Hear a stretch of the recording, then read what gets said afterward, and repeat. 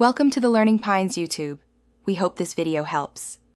You start by checking compatibility and getting both devices on the same Wi-Fi. Open Roku settings, select Apple AirPlay and HomeKit, and turn AirPlay on.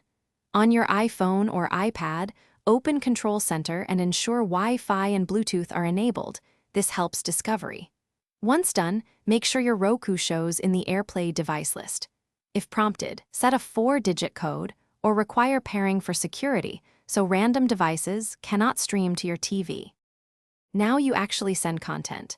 On iPhone or iPad, swipe to Control Center, tap Screen Mirroring, then pick your Roku. On a Mac, click the AirPlay icon in the menu bar and choose the TV, choose Mirror or Use as separate display.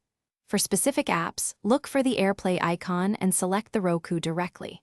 If streaming video, select desired quality and close background apps to reduce buffering. Make sure volume and display settings on both devices match so audio and video sync correctly. When you finish, stop mirroring from Control Center or disable AirPlay on your Mac.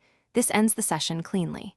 If you see lag, move to a 5 GHz band or reduce network load by pausing other streams. That improves latency and quality. If the Roku doesn't appear, restart the TV and your Apple device, verify both are on the same network and AirPlay is enabled in Roku settings. One key troubleshooting tip: toggle AirPlay off and on in Roku. Then reselect the TV from your Apple device to force a fresh connection. Thanks for watching. Consider subscribing if we helped you.